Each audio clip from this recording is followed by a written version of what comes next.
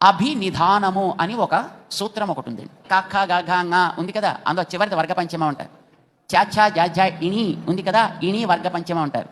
టాఠా డాఢా ణ వర్గ పంచమ ఉంటారు.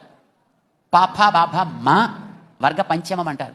ఆ చివరక్షరాలు 5 వర్గ పంచమాలు అంటారు. జ్ఞామగణన అనే 5. ఈ షా శా సా రా ఇలాంటి వాటి తర్వాత ఈ వర్గ పంచమాలు వచ్చినట్లయితే వర్గపు ప్రథమ అక్షరం వచ్చి కనిపించి పోవును. వేద వాంగ్మయానికి సంబంధించినటువంటి రూల్. కానీ ఈ రూల్ మన దేశంలో ఉండే ఇతర భాషల వాళ్ళంతా వదిలేశారు. దాన్ని రక్షించి కాపాడినటువంటి వ్యక్తి మన తెలుగు వాళ్ళే. స్నానము, అందులో మొదటి అక్షరంలో ఏ అక్షరాలు ఉన్నాయి? సా నా ఆ 3 అక్షరాలు ఉన్నాయి దాంట్లో.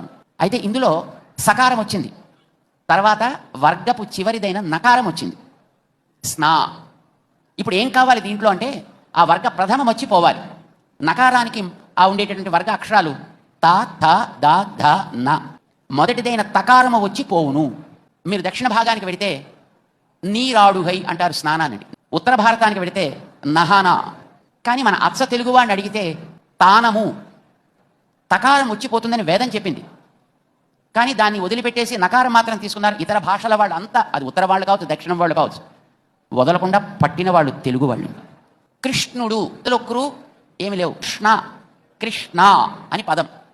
ఈ ష్నాకి షకారము, నకారము, అకారము 3 అక్షరాలు దాంట్లో. షా తర్వాత మళ్ళీ అణ టాటాడాఢా నా వస్తే టా వచ్చి పోవాలి. ఉత్తర భారతదేశానికి వెళితే కన్హయ్య, దక్షిణ భారతానికి వెళితే కణ అంటారు. కానీ మీ తెలుగు వాళ్ళు ఏమంటారండి కృష్ణుణ్ణి? కిట్టయ్యా. టా వస్తుంది పోతుంది అని వేదం చెప్పింది. ఇతర భాషల వాళ్ళకి అది పట్ల. కానీ తెలుగువాడు దాన్నే పట్టుకుని ప్రధానంగా పల్లెటూళ్ళల్లో ఉండే అతి సామాన్యులు కూడా వాడగలిగేటంతగా దానికి వ్యాప్తిని కలిగించారంటే తెలుగువారి యొక్క సాహిత్యము, తెలుగువారికి ఉండేటటువంటి వేదాల మీద అభిమానము ఎంత ఘనిష్టమైనదో మనం గుర్తుపెట్టుకోవచ్చు. ఆ తెలుగుతనాన్ని జాగ్రత్తగా కాపాడుకోగలగడం అనేది అదృష్టమని మహానుభావులైనటువంటి అపయ దీక్షితులు లాంటి పెద్దలు 16వ శతాబ్దంలో చెప్పారు. కృష్ణదేవరాయలు లాంటి మహానుభావులు దానికి బాధ్యత వహించి కావ్య రచన చేశారు. ఈవేళ మనం తెలుగువాళ్ళం అనుకోవాలంటే సిగ్గుపడుతున్నాం. ఆరోగ్యం తీసుకురావాలి అంటే మందు చేదు కనుక ఎవడు వేసుకోవడానికి ఇష్టపడ్డు. కనుక వాళ్ళు ఏం చేస్తారు? అందమైన క్యాప్స్యూల్ తయారు చేస్తారు. ఆకర్షణ క్యాప్స్యూల్కి పనిచేసేది క్యాప్స్యూల్ కాదు, లోపల ఉండే మందు పనిచేస్తుంది. అలాంటి ఒక అందమైనటువంటి క్యాప్స్యూల్గా భాషా ప్రాధాన్యాన్ని, భాషా ప్రాచీనతని కూడా మనం కాపాడాలి. ఎలాగైనా సరే దీన్ని ప్రపంచంలో మూలలకి తీసుకువెళ్ళాలి. దానికి ఒక అనుసంధానాన్ని ఏర్పరచాలి.